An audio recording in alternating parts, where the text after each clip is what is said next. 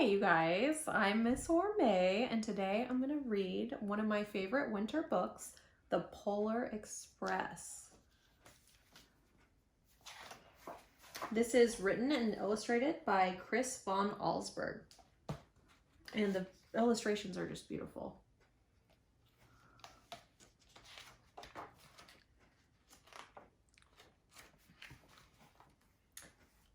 On Christmas Eve, many years ago, I lay quietly in my bed.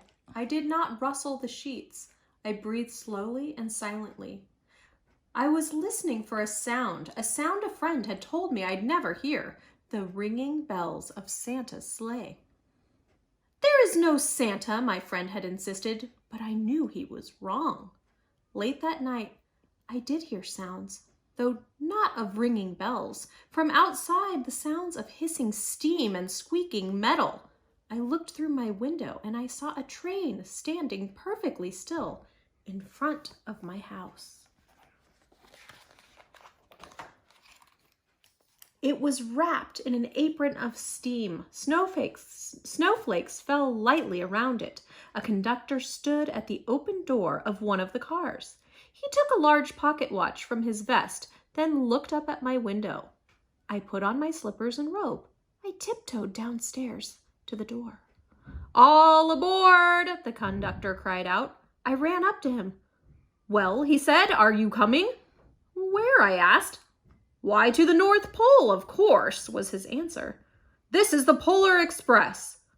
I took his outstretched hand, and he pulled me aboard.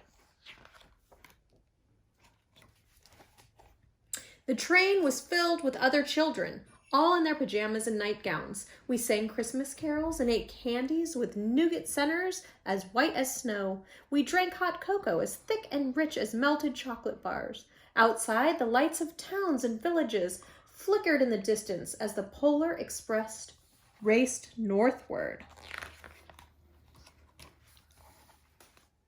Soon there was no more lights to be seen. We traveled through cold, dark forests where lean wolves roamed and white-tailed rabbits hid from our train as it thundered through the quiet wilderness.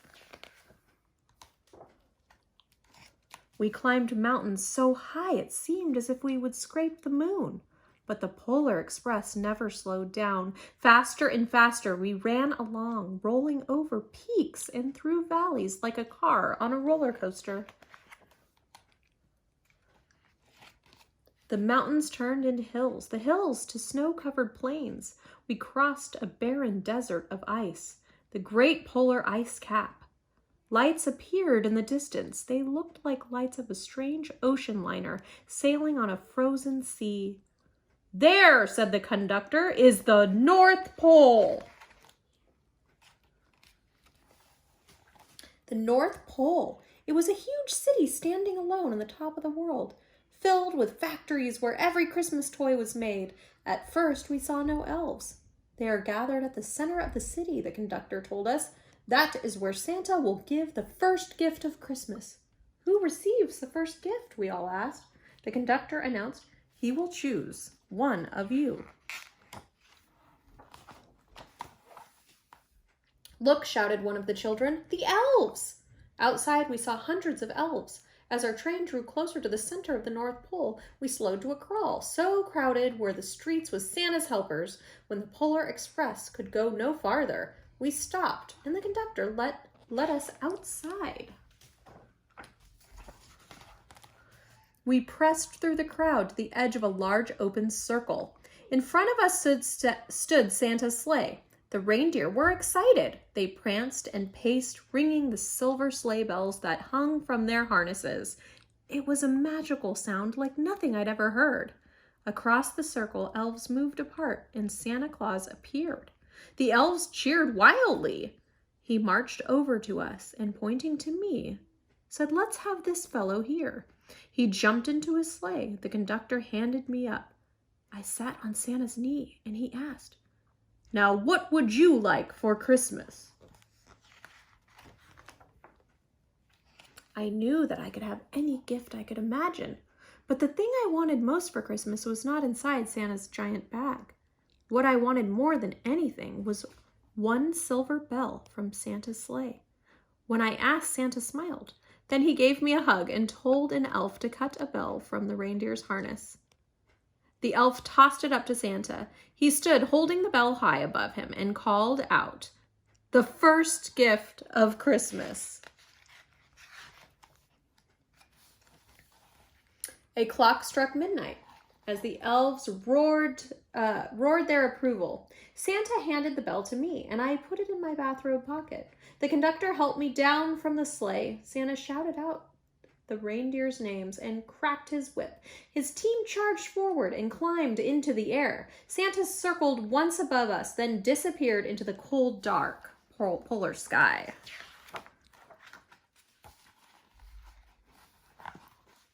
As soon as we were back inside the Polar Express, the other children asked to see the bell. I reached into my pocket, but the only thing I felt was a hole. I had lost the silver bell from Santa's sleigh. "Let's hurry outside and look for it," one of the children said, but the train gave a sudden lurch and started moving. We were on our way home. It broke my heart to lose the bell. When the train reached my house, I sadly left the other children. I stood at the doorway and waved goodbye. The conductor said something from the moving train, but I couldn't hear him. "What?" I yelled out. He cupped his hands around his mouth. "Merry Christmas!" he shouted. The Polar Express let out a loud blast from its whistle and sped away.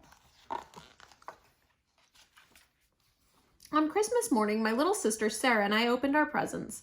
When it looked as if everything had been unwrapped, Sarah found one last small box behind the tree. It had my name on it. Inside was the silver bell. There was a note. "Found this on the seat of my sleigh. Fix that hole in your pocket. Signed, Mr. C." I shook the bell. It made the most beautiful sound my sister and I had ever heard. But my mother said, "Oh, that's too bad." "Yes," said my father, "it's broken." When I'd shaken the bell, my parents had not heard a sound. At one time, most of my friends could hear the bell, but as years passed, it fell silent for all of them. Even Sarah found one Christmas that she could no longer hear its sweet sound. Though I've grown old, the bell still rings for me, as it does for all who truly believe. And that is such a lovely story. I hope you guys enjoyed it. I'll see you soon.